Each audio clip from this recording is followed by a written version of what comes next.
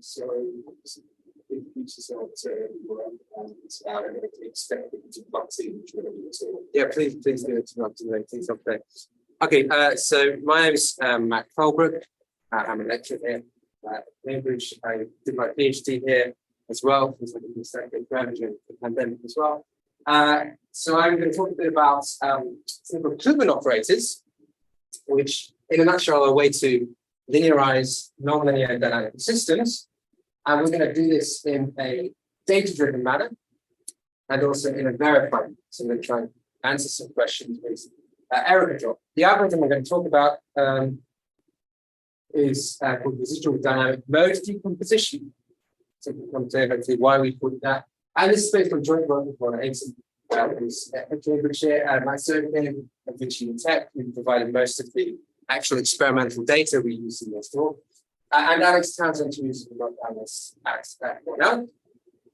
Read about the work in these various papers. Okay, so the setup is as follows. I have a finite dimensional nonlinear dynamical system with a state x inside some state space omega, and this is governed by an unknown function f. Okay, so the state time n plus 1 is given by f of the statement time n. And I'm not going to assume I know f. Instead, my goal is to learn properties of this dynamical system. I'm going to be a bit vague about what I mean by that from snapshot data. So x will always be in blue and y in green, or y is equal to f of x, so one time step forward. Okay, so this data could arise in different situations. I'm going to show you sort of the structure that it can take later on. But it could be from experiments or numerical simulations. And you might want to use it to do things like forecast, control, or design your dynamical system, or just sort of get a handle on what your system is, right? You might be just watching some physical system and want to understand it. Okay, so this sort of data-driven viewpoint has had a whole host of applications in recent years, some of which have disappeared. We're going to talk about fluids as one particular application later on. The classical way to study these systems really goes back to the point there is geometrics. You look at things like stable or unstable fixed points, limit cycles, stuff like that. And that's sort of a local linearization framework. So we're going to look at sort of a global linearization, which goes back to Koopman here, and also von Neumann as well. Okay, so Koopman defines something called the Koopman operator. And the trick is to, rather than look at the state as it hops around according to that nonlinear function, you look at the functions of the state. These are called observables. So this actually is where von Neumann comes in, because part of the goal was to have a sort of operator theoretic way of viewing dynamical systems in a similar manner to quantum mechanics. But anyway, okay, so the Koopman operator K acts on a function G by composition with this unknown nonlinear function f. Okay, so Kg is another function evaluated at time n is G at time n plus 1. And you can convince yourself, hopefully relatively easily, that K is linear. But there's a price for this linearization. You've gone from something finite dimensional to something infinite dimensional. Okay, because now your operator acts on an appropriate function space. So this is the picture here with the states, x, nonlinear. Down here we've got functions or observables of the state. So this would be, for example, the temperature of the system measured at particular points. And down here everything is linear, but the Koopman operator allows us to map between the two. We're going to be a bit loose about the function spaces I'm working in, but everything will be in an absolute space with a certain positive mode of small omega. The key point is we've got an inner product structure, which we will make use of when tackling this data problem. Okay, so any questions about sort of conceptually what's going on here? This is sort of the trickiest slide to absorb the first time you see Koopman operators. Right, so why is looking at something linear much easier than looking at something nonlinear? Now, of course, we all know this, but it's good to sort of look at a baby case example. Suppose that my dynamical system is actually linear.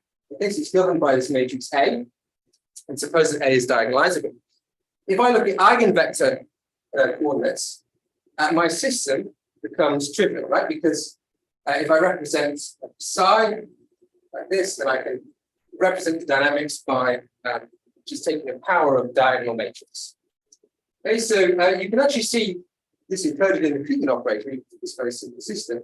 Suppose I take a left eigenvector of A with eigenvalue lambda, and my G, or my function, which I'm going to call psi here, is the inner product of this left eigenvector with the state X.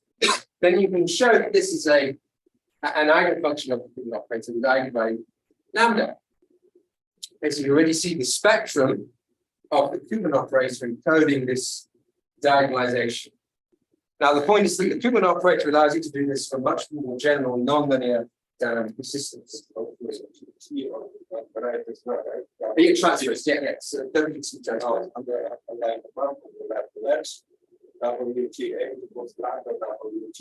Yes, so I'm looking at the left eigenvector of the right superscript T is only to right.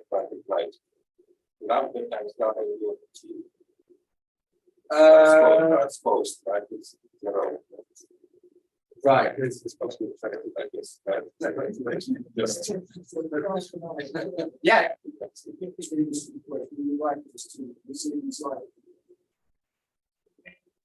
What should I do in this possibility of some linear space, which is going to allow you to have Well, so it's always possible to have an infinite dimensional space. You're asking a very good question there. When we actually study this numerically, we're going to have to somehow project into a linear space. And that's actually part of the process of matter, trying to figure out the appropriate subspace to look at this Koopman operator. So you can think of it as what appropriate G or observables should I apply this framework to try and get a linear approximation of my system. We'll see some examples. Feel free to ask similar questions later on. It's not there. Okay, so there's something called the Koopman mode decomposition, which is often overstated because you actually need a form of a spectral theorem rigorously. But let's ignore that for the time being. Under appropriate conditions, you can expand an observable G in terms of eigenfunctions of this Koopman operator. And something that I've labeled with, I'm not sure how to move the box. It's invisible on my laptop, but that should say generalized eigenfunction. So this is sort of a continuous spectrum. So there's an integral over a continuous eigenparameter theta. Okay, so if I have this decomposition of my observable in terms of the spectral information of K, then it's at least formally trivial to write down how the dynamics interact with this observable. So if I evaluate G at time n, this is the same thing as applying the Koopman operator n times. It's easy to do that for eigenfunctions. You just raise the eigenvalue to a specific power, and then for the continuous spectrum, you get sort of Fourier type components. More generally, the spectral information of this Koopman operator encodes all sorts of interesting features about the system, which is here. For example, it's long-term behavior with structures and things like that. Okay, so intro over, the goal is data-driven approximation of the spectral properties of the Koopman operator. Remember, we have a bunch of trajectory data in the form of X, in blue, Y, in green, Y is equal to F of X, so 1 times step 4. Okay, so Koopmania is what this area is called rather jokingly by, yeah.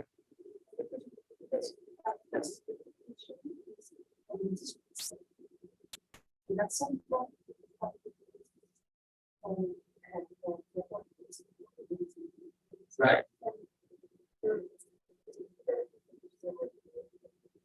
I'm not quite sure what we want. So you're looking at a function space, functions on omega. Omega could be some domain, could be the whole of RD or some subset of or something like that. And you're looking at L2 functions on this space, and then the Koopman operator acts on those functions. You can think of it as a bit like a PDM.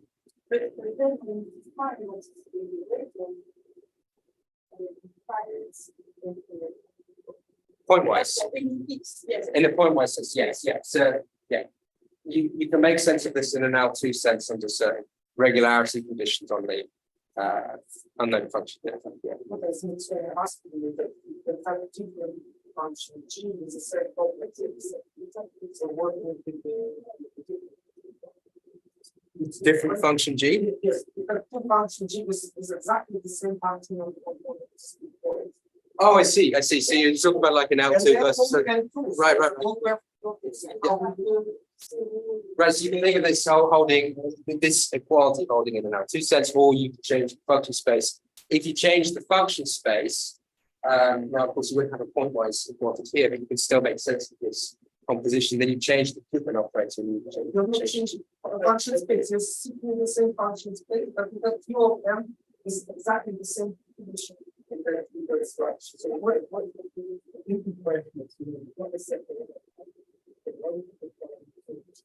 yeah.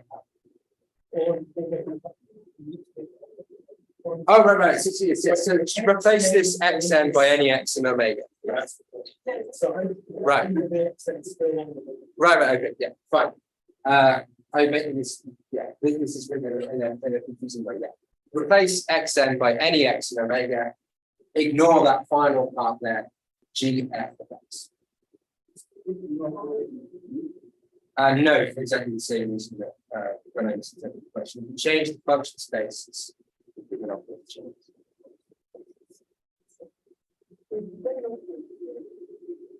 Koopman operator dependent.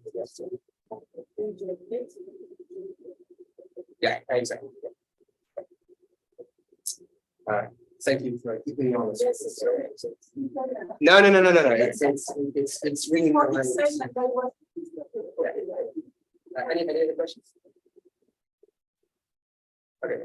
It is typical to look in L2 spaces for things like measure preserving systems, because then the Koopman operator is an assumption. So we'll see that in the second half. Okay, so right, yeah. Koopmania. So there's been a whole host of papers, very few of which touch in any sense on the rigor that we've just been discussing, about 35,000 of them. But there's very little sort of verified computational methods to try and tackle how to get a handle on the spectrum and the spectrum properties of operators. And the reason is that computing spectrum and information is a very hard problem. So let's look at some typical issues you might encounter. Okay, so let's take a step backwards and suppose that we have an abstract operator on say, a Hilbert space, infinite dimensional. The spectrum is all lambda and c such that k minus lambda times the identity is not bounded and invertible. Typically, when we're doing a numerical method, at some stage we will do some sort of truncation or discretization for a finite matrix and then compute eigenvalues. And that's sort of the standard we use. But you run into issues when you do that. So there's something called spectral collision, which I call too much here, which is where you can approximate spurious modes, not in the spectrum of your infinite dimensional operator. So that's a big problem for Koopman operators because it gives you misleading dynamics, in particular long-term dynamics. You can also miss parts of the spectrum. This is various names, spectrum visibility at one point. Spectral inclusion is the absence of this problem, but it's essentially a two little. So you can miss interesting spectral features, which means you miss parts of the dynamics.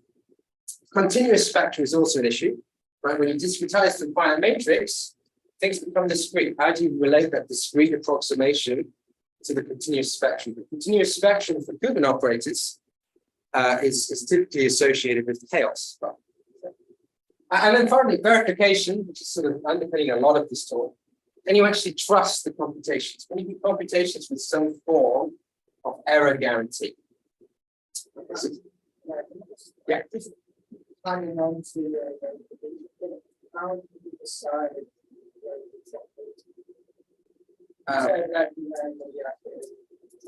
right.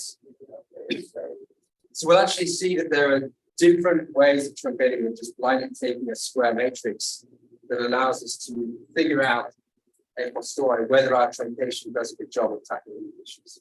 So we'll see with a different sort of way of looking at truncation, you can get this verification and check afterwards the truncation for your choice of observables, the functions, G works. Okay, so what I'm going to present is something called dynamic mode decomposition, which is the most popular algorithm for Koopman. This interpretation is a Colbrook interpretation, which isn't sometimes how it's viewed, but I think it's the most helpful from a mathematical point of view. There's lots of very nice work on this method. I want to highlight this paper here, down here, which looks at something called extended dynamic mode decomposition. It really connects the method with a Colbrook method for approximating the spectral quantities of the Koopman. Okay, so remember we have a bunch of trajectory data, x and y here in this one, right? Suppose, and I'm not going to tell you how to pick these functions just yet, suppose that we have a dictionary functions psi1 up to psi n.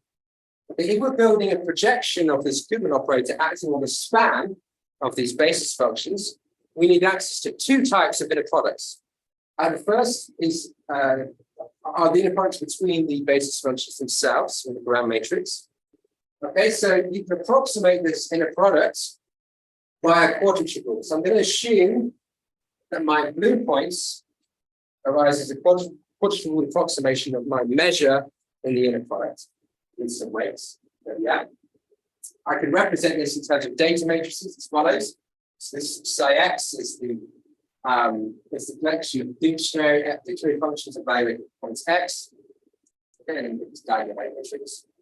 Now, the second type of inner product I need is where I have a Koopman operator acting on the left here. Okay. So here, it's very easy because of the structure of the data. You just replace one of these blue guys by a green guy here, right? It's green data matrix. And then you build up, okay, this might be how you numerically different split reasons, but morally speaking, what you do is you take the inverse of this ground matrix and apply it to this other matrix.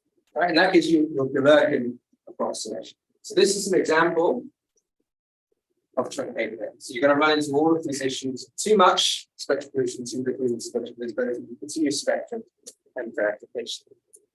Okay, so there's really three matrices in disguise on this slide. There's blue-blue, there's blue-green, and then if we look at the adjoint, there's green-blue.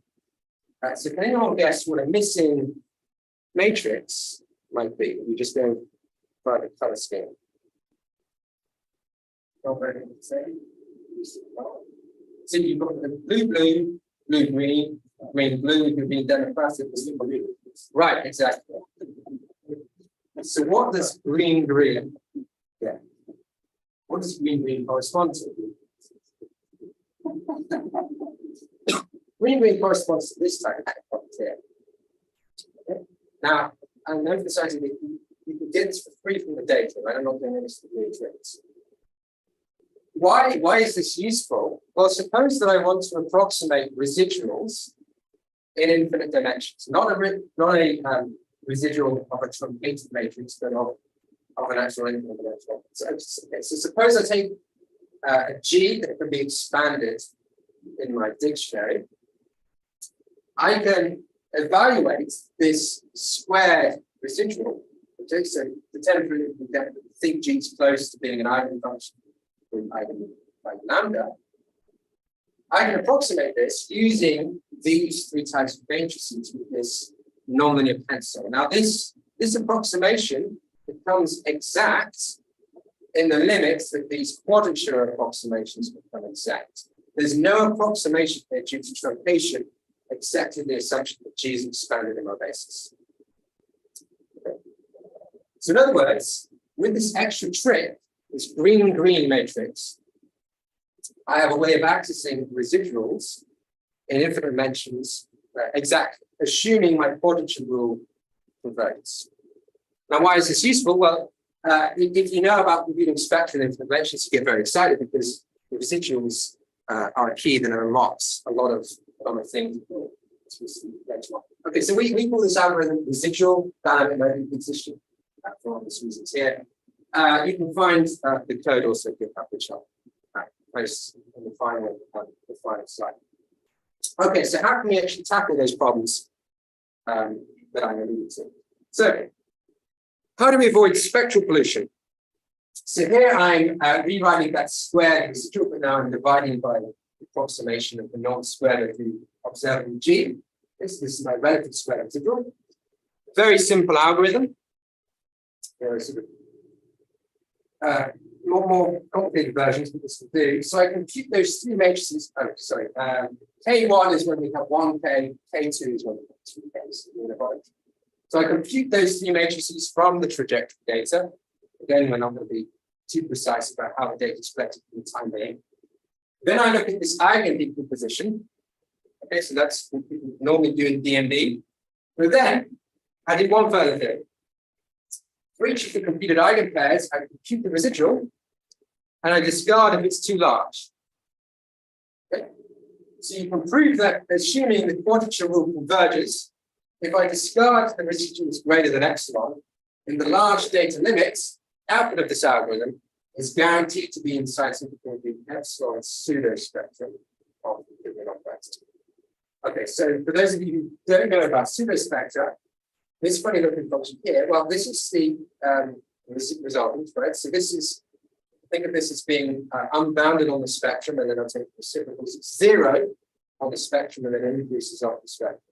So if I'm epsilon close according to this residual, then hopefully I'm close in some sense to the spectrum. You have to be a bit careful with non-normal operators here, but this in some sense is the best you can hope for. Okay, so we can tackle spectral pollution using this. But typically, you still suffer from the problem of too little. Okay, you might miss parts of the spectrum. Because all I'm doing is I'm just cleaning up the output of DMD. Okay, so to compute all of the spectrum, we compute pseudospectra. Okay, so pseudospectra, there are various ways of defining them that are equivalent. I've written down a formula here which is valid for bounded operators. Okay, unbounded operators. But essentially, the pseudospectrum, the epsilon pseudospectrum, is the union of spectra of perturbed operators. Okay, and as epsilon goes to 0, it converges to the spectrum. So how do we compute this?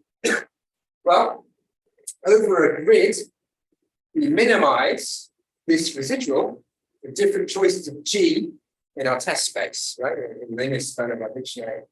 This is just a generalized SVD that we're using again. And then I output those points on my grid where this minimum residual is relatively small. And you also get what I call pseudo eigenfunctions, which are the minimizers of this thing. Okay, so under some technical conditions that I'm not going to go into, if the quadrature rule converges, you can prove convergence. So you can show that in the large data limits, everything this algorithm computes will be inside the epsilon pseudospectrum. So it's the same condition. So you can trust the output, assuming you can control the error of the quadrature. Second thing, the second convergence, is that as you take more and more functions in your dictionary, you'll actually converge locally uniformly to the pseudospectrum. Now, if you wanted then the spectrum, you'd have to take a third successive limit and take epsilon to 0, which might be a topic that I touch on later in the talk, but I'm going to rush through this thing. Okay, so we've got a theorem that gives us full convergence to the spectrum, all by just doing the green-green trick. Okay, so this is all very abstract. Let's look at the fluid flow problem. So I'm going to look at flow past a cylinder weight of small Reynolds number 100. The dimension of this system is going to correspond to 80,000 points, or sorry, about 40,000 points where I measure both components of the velocity and fluid. Okay, so it's a relatively high dimension. And the spectrum in this case, you can prove is point spectra. So there's a lattice of eigenvalues that wrap around the unit cell. Okay, so the Koopman operator is actually uniform. So here's what happens when you use what I've labeled a linear dictionary. So this is standard DMD, which essentially, going to go back to the data matrix. It takes the data matrix and performs a truncated SVD to try and find a low linear dimensional manifold on which the facility can be. Okay, so what am I showing you here? I'm showing you those epsilons in the pseudospectral approximation using ResDMD. The red dots are the eigenvalues of DMD. You get spectral pollution, okay, because the spectrum should be in a circle. That's the eigenvalues of that round. But you can see you can detect spectral pollution with these pseudospectral contours. So, for example, here I've plotted the phase of the eigenvalue against the residuals. These can detect a bunch of spectral pollution. So that's for one choice of dictionary or observables. Another common choice is to use kernel methods. The kernel trick, right? So, which for high dimensions is particularly crucial. If we do that, we end up with this very nice picture. As you get spectral pollution for this particular choice of dictionary, and you're able to see the branches of these eigenvalues that wrap around the circle. Okay, so this dictionary works great. This one not so much. But using these techniques, you can get a handle on which choices of observables work and which ones don't. So these spectral properties with some form of error guarantee. Okay, yes. So when you use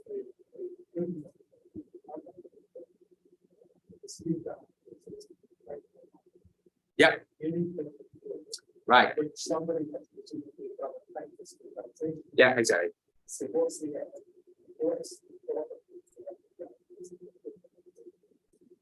Right. So it's measure preserving. So the system is measure preserving. I guess if you look at the whole infinite flow path system, it's going to for all intents and purposes measure preserving. I'll show you in a second that means that the Koopman operator is an isometry. Yes, yeah. So there's a continuous time generator, which in this case would be skew symmetric, but the discrete time one will be yes, yeah. So I'm slightly cheating here because I'm looking at a fine grid of points rather than a continuous flow, i.e. a finite dimensional nonlinear dynamical system. If you're doing things properly, you write down PDE and continuous space, and then there'd be sort of a higher analog of the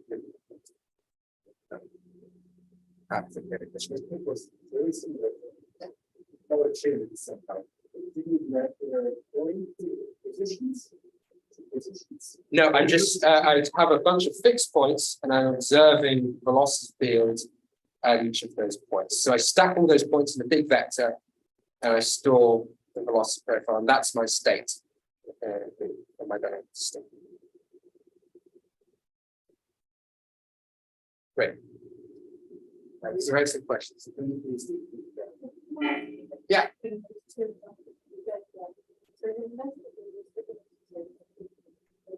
Yes. The data is exactly the same. The only difference is the choice of the dictionary. The space that I'm projecting the Koopman operator onto. If I do a linear choice, it performs badly, as you might expect. It's a nonlinear system. If I do a nonlinear choice, this is a learned dictionary, so I'm going to put them out a bit later. But it does all that. So these things allow you to sort of check, because that's sort of the magic step of this is trying to keep the right dictionary. There's no clean mathematical way of answering the question other than checking. Okay, so you can also look at Koopman modes. So these aren't eigenfunctions, as a sort of the dual version. I won't get into that, but these give you sort of the coherent structures of the flow of different modes. So in top of the linear dictionary, this is quite sort of classical pictures. Down here, we've got the non-linear dictionary, which is really the lower modes, and higher stuff, it's non-linear effects. Please don't ask me about the physical conditions. I have no idea. Low rates. But the point is that you can verify the existence of these modes if you confident that they exist. Okay.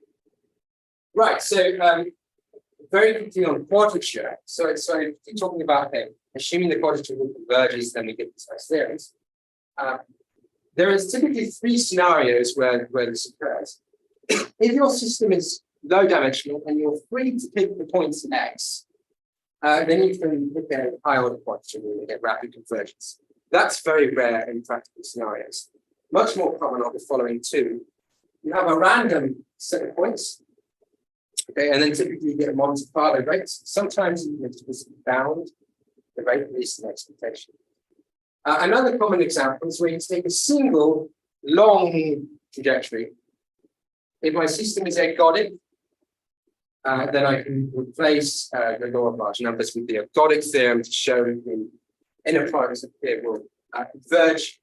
You can do this, do both of these in large dimensions. Typically, the convergence rate here, it can be anything, slower than Monte Carlo. But hopefully, this gives you a bit of a flavor of the type of data structures you might have. You might have a long single trajectory or multiple short ones. Okay, right. So I talked a little about avoiding too much spectral pollution, avoiding too little spectral visibility. What about continuous spectra? Okay, and this is where we touched on the question earlier about unitary operators. Okay, so if my system is measure preserving, this is equivalent to the Koopman operator being an isometry, so it preserves the L2 norm of observables. This is not equivalent to it being unitary negative dimensions. You have to be a bit careful. I'm going to brush that on the carpet, but you can look at canonical unitary extensions that make everything I'm going to discuss with us. What it means is that the spectrum is contained in the unit disk. And there'll be something called a spectral measure, which I'll define in the slides, which lives on the boundary of this disk, which gives us that sort of Koopman mode decomposition, continuous part of that Koopman mode decomposition. And that's the thing that we really want to produce. We've got to somehow compute a measure on the unit circle from a finite amount of data. Okay, so what are spectral measures? Let's go back to the baby case of a normal finite dimensional matrix. Okay. Normal means, of course, that each of these adjoints.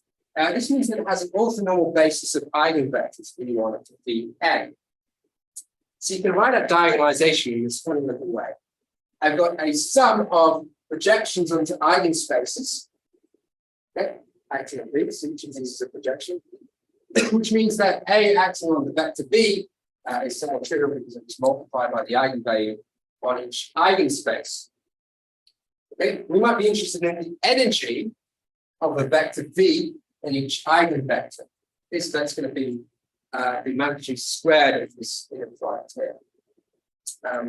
This is called the spectral measure, or rather, if you sum this up and multiply by direct, the eigenvalues is the spectral measure with respect to the vector V. So when we look at something like this, we have eigenvalues, and we have a bunch of energies. V. We might increase the dimension n if it's an approximation of the system, and then somehow we converge potentially to something continuous. So how do we make that rigorous? Well, we can use something called the spectral theorem, which allows us to replace this sum by an integral over something called a projection value spectral measure.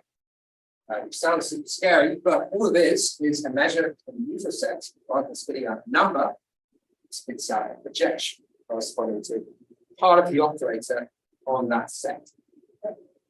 So any G can be decomposed by an integral over these projections, and a kg, again, if you have access to this projection value, it's trivial because you just multiply by y. So the scalar versions, the energies that we saw in this finite dimensional case, are given as follows. So if the set B, which would be a subset of the unit circle, this is a projection corresponding to a set axiom G in the product G. This is a number. So this, if I normalize G, is a probability measure. Okay, so the punchline from this slide is that there's a bunch of probability measures on the unit circle that diagonalize the Koopman operator. Just to give you a bit of intuition, you can think of it as a bit like sort of splitting up the white light into different frequencies. Okay, so you're splitting up the operator over its spectrum according to these projections. Another example is if you look at solar radiation from the sun, the intensity of different wavelengths, you can pick up the atomic decomposition. It's exactly the same kind of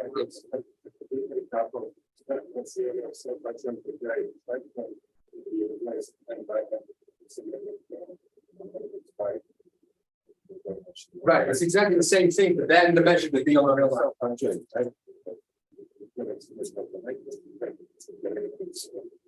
Right. If it's self-adjoint, this would be rather than on the circle, it would be on the real line. So here, the operators are introduced. It's exactly the same. Like, so Schrodinger would be another. Okay, right. So how do we actually compute this? So I'm going to use Green's function methods, which means I'm going to smooth the measure. Okay, so I'm going to take the Poisson kernel for the unit disk, which is this function here in polar coordinates. Epsilon is a smoothing parameter. Now remember, my spectrum could be anything inside this unit disk. Okay, if it's an isometry but not invertible, it's actually the whole unit disk. Now, I take this Poisson kernel and I integrate it against the measure, this new G that I want to compute. This is a smooth approximation. And as I take epsilon to 0, Poisson kernel approach the graph, and these approximations will converge in suitable senses, depending on the regularity, to the measure. So why have I picked Poisson kernel? Why have I started to talk about smoothing? Well, there's a beautiful relationship between the convolution of the Poisson kernel and the resultant of the Koopman operator. Okay, so I've got here sort of like a generalized Cauchy transform of my measure, CG Z. Okay, and the key point is I can represent this exactly in terms of inner products where the resultant is evaluated outside the unit disk. So if I'm outside the unit disk, I have this thing here. If I'm inside, I have these tricks. Flipping to get this expression here. Now, what do? I evaluate the Cauchy transform just this way around. That's inside, just inside the disk, minus just outside the disk. That's this pitch right here. I'm sort of pinching. It's like a Gemelge type level, right? So I can represent convolution with the Poisson kernel exactly in terms of inner products involving the results. So I can compute a smooth approximation of the spectral measure by solving the dimensional systems. Why is this useful? Tackling this is far easier than computing spectrum. Well, it's the same as the way I've written it, but it's far easier than computing spectrum, right? We can use residuals to approximate these guys with aerofoils. We get a handle of how good our dictionary is in order to approximate the spectral measure. Okay, self-adjoint operators, if you're interested in the sort of software for this, not completely but for self-adjoint, please check out Spectral, which tackles very easy with these integral operators. I just want to throw this advert out there with the tools enable you to do it, not just with data-driven parts, but problems where you have a lot of information in the system. Right, so let's look at an example. I'm going to look at a generalized shift operator. Okay, it might look a bit complicated, but I've written down like this because I know explicitly what the spectral measure is. Okay, so it actually is a typical building block of many dynamic systems, these types of operators. Right, so I'm going to play a video, which will hopefully work. Here's the spectrum. Here are the points where I evaluate the resolvent. Think of them as poles. The zoom in section here. The black curve is the density of the spectral measure, the thing that I want to compute. The red curve is the smoothed approximation. So what I'm going to do is I'm going to shrink these poles to the spectrum, which corresponds to decreasing the smoothing parameter epsilon. Epsilon corresponds to roughly the distance away from the spectrum where I evaluate the result. I'm going to do that for a fixed truncation size. I'll do that. It's okay for a bit, but then epsilon starts to become stable. The reason is I've fixed the truncation size. So I'm picking up the spectral measure of a discretized, truncated operator rather than the actual Koopman operator. That's what the shift of this is different. Okay, so what happens if I fix the smoothness parameter so I don't approach the spectrum, but increase the truncation size? Things now converge. But convergence is something that's over smooth, right? You're not going to get enough spectral resolution to really say anything interesting about this system. So what you have to do is do things adaptively. So in particular, watch the truncation size and epsilon on the top of the right panel. And as I decrease epsilon, I have to increase the truncation size to get convergence. And to be able to do that in a principled manner, without sort of any a priori assumptions, you really need those residuals to be able to adaptively do it. Okay, that's not the end of the story. Right. By controlling the errors of these approximations, I can compute residuals. I don't know how far Z is from the spectrum, which means because it's like symmetry, I can bound the result norm. So residuals tell me how accurate solutions of these new systems are. And then I keep that and increase again to get the same measure. Right. The Poisson kernel is a terrible smooth kernel. It converges very, very slowly. Why do we care about that? Well, as I decrease epsilon, I just showed you that I need larger truncation sizes. So here's a plot. There's a different epsilon and the error due to discretization in terms of the truncation size. This is a really big issue for these data-driven applications because we have a finite amount of data, right?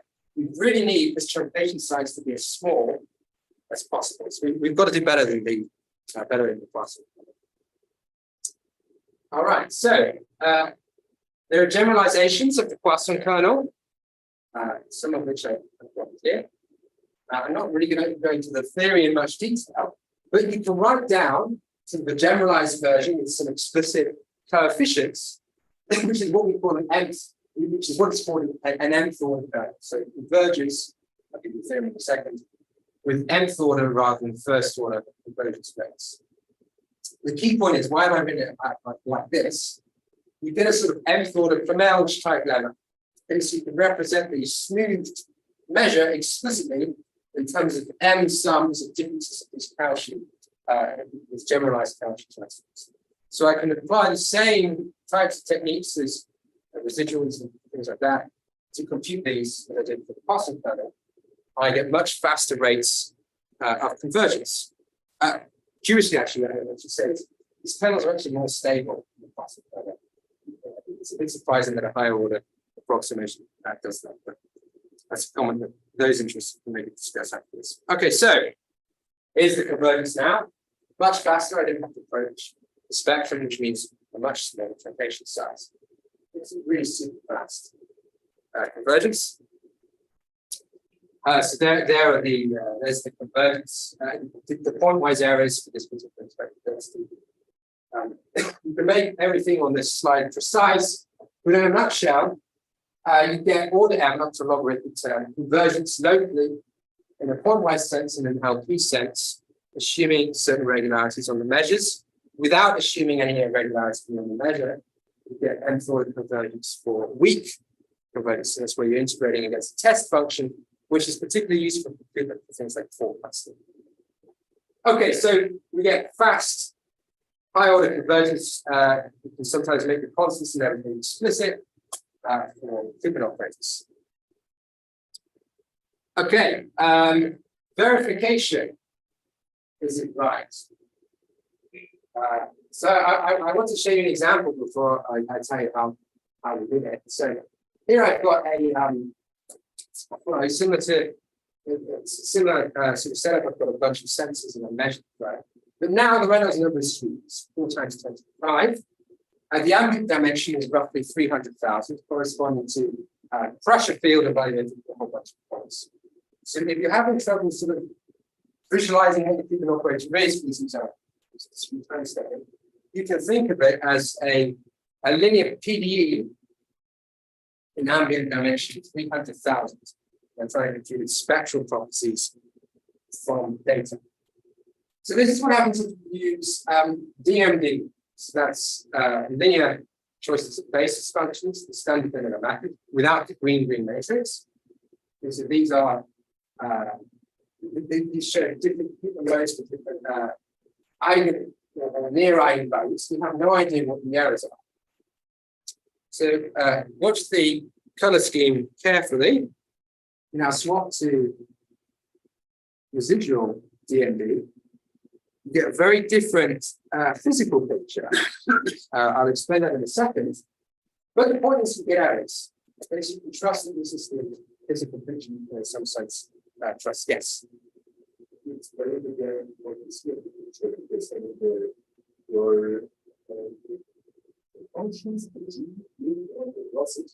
Right. So here I'm using nonlinear functions. So what you're seeing here is nonlinear effects. So for example,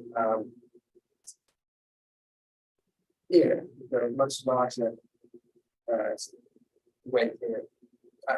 Truth is, I'm not sure physically what's going on, but it's all to do exactly as you say with the nonlinear functions. The point is, if you have a richer dictionary with projecting your Koopman operator onto, as long as you can control the errors, you can pick up nonlinear effects of your dynamical system and be confident in the picture. So you're seeing sort of like a nonlinear behavior. That probably doesn't answer the question. I'm not sure what space. Oh, no, it's not an error point in space. I'm taking the approximation, so I've got a G and a lambda, which I think are pseudo eigenfunctions, and I'm computing their residual. So I'm computing how accurate, how close is kg to lambda g. For this lambda, and I can't represent G here pictorially, but this is a dual notion of Koopman. So you can think of this as a picture, or the coherent structure according to G. So think of these as nonlinear eigenvalues. Eigenfunctions. They're evolving in time. So if I looked at this picture through time evolution, I would take powers of lambda. Lambda here lives on the unit circle, so I'd see with associated behavior in this plot of the real particles. Yeah, we should have that. Yeah. The person to really talk to is Lorna. She's the person who I'm not a fluid dynamicist, so I just produce the pictures. But one thing that I think is pretty interesting is that you get sort of DMD has something that looks like this source, but it's completely suppressed by a lot of difference. So this start to answer potentially interesting questions because you got that certificate of accuracy, which you didn't want to do. Right, so how do we actually do this in such large dimension? Right? We're going to run into the first dimensionality. I can't pick observables. Well, it's popular to learn a choice of dictionary. So hinted at that. So DMD with truncated STD is one way.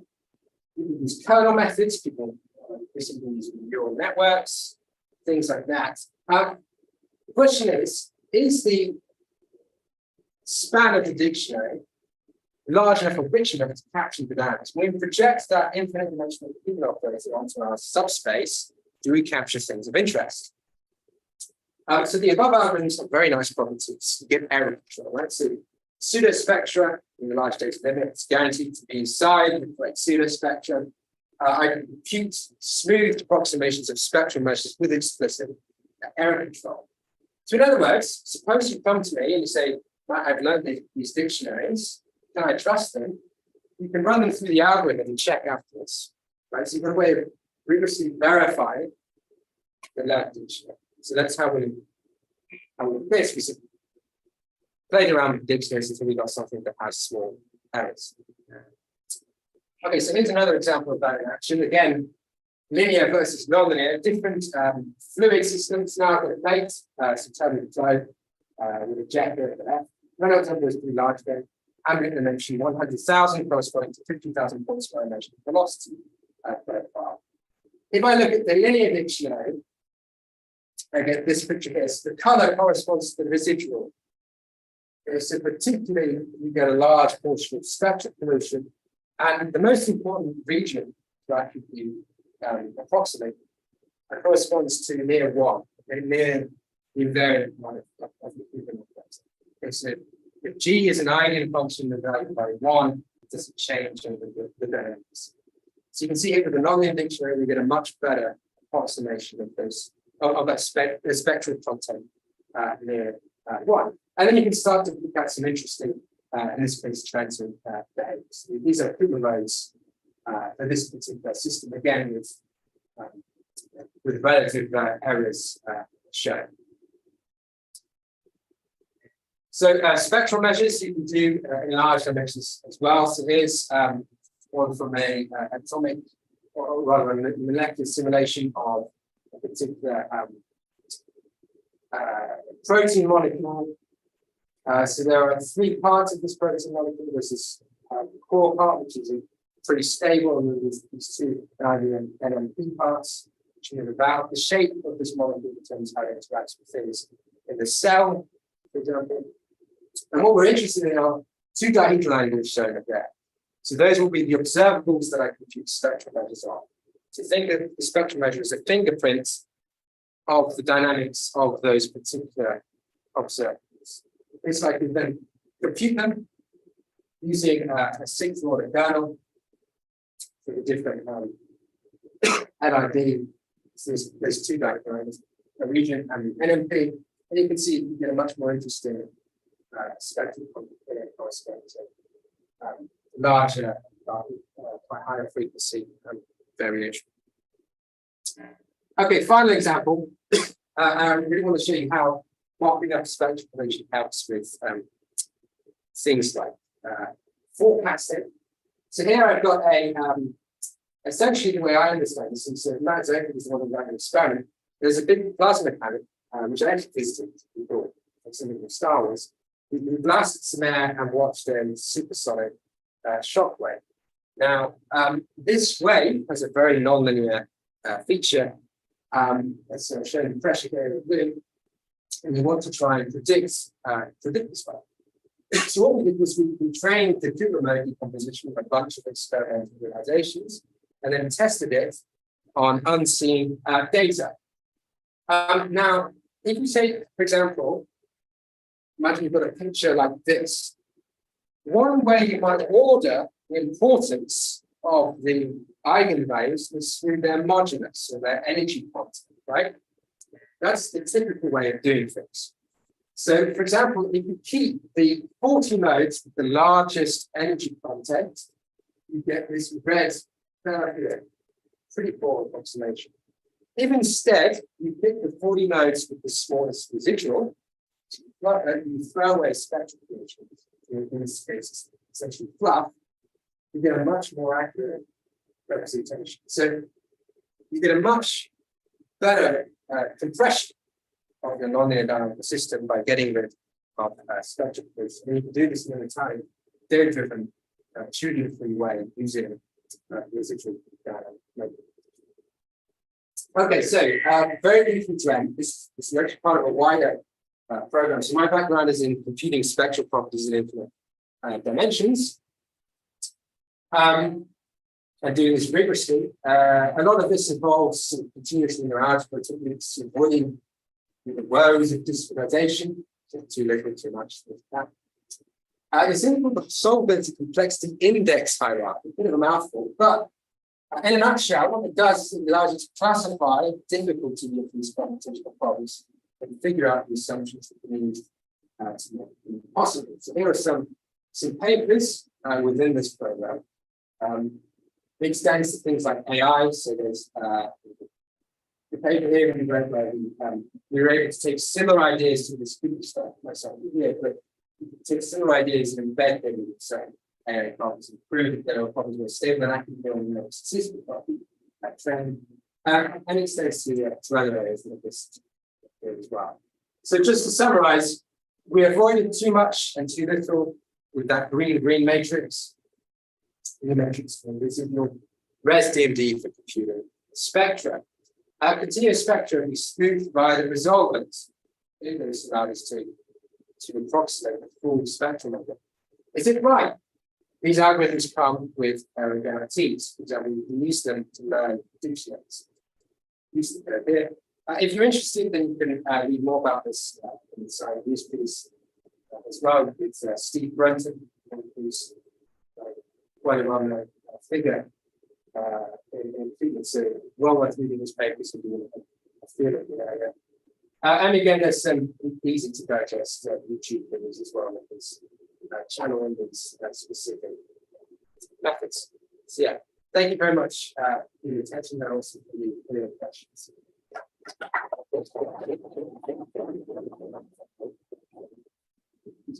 More questions?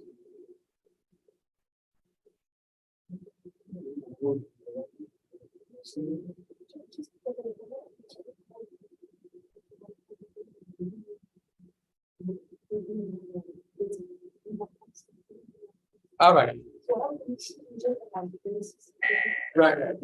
Nice. Yeah.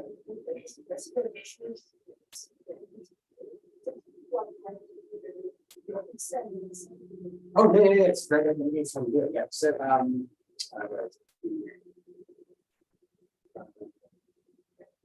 right. So, how do you choose this size? So, take this blue matrix and delete the size. What you get is a data matrix, right? What people will do is they'll take the truncated XPD of that data matrix, and that will give you a choice of linear basis functions, linear combinations of the different coordinates of your state.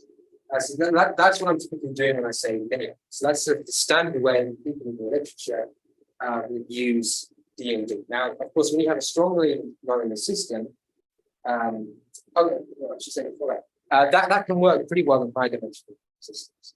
But if you have strong non-linearities, it pretty well. So you need to use nonlinear functions, right? This side. So the way that we're doing it in these examples is we're using a kernel to apply the kernel thing, right? So we're applying a kernel to all these points. The kernels we use is equivalent to using radial basis functions. And you can do a similar truncation, which gives you an approximation, what you hope to be a good choice of nonlinear features in your space. It's completely ad hoc, I admit, which is why you want verification. The big weakness of this Koopman is picking, there's two big weaknesses. First of all, is getting convergence, error control, and stuff like that in the spectra. But the other weakness is choosing your dictionary functions, right? So if you can tackle error control for spectrum, like we've been talking about, you can hopefully at least verify that the magic bit of learning you do to pick your basis. Well, you can tell when it works, right? It doesn't offer a solution when it doesn't work. It just says, try something else. So it's a bit of an art when you picking the basis functions. Yeah. Oh, yeah, absolutely. Yeah.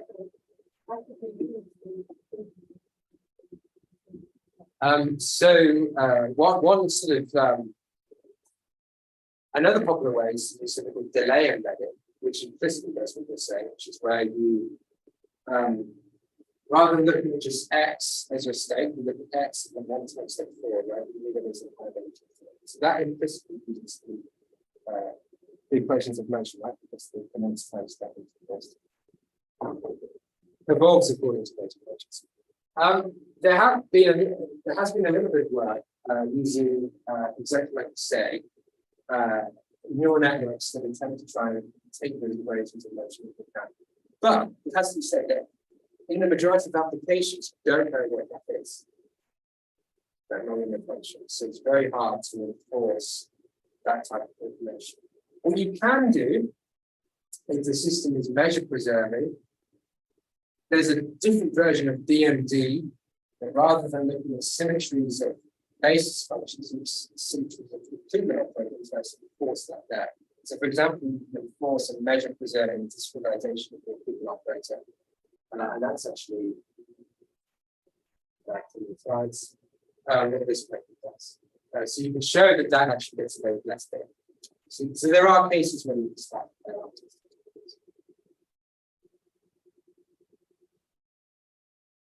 No more questions. It's massively.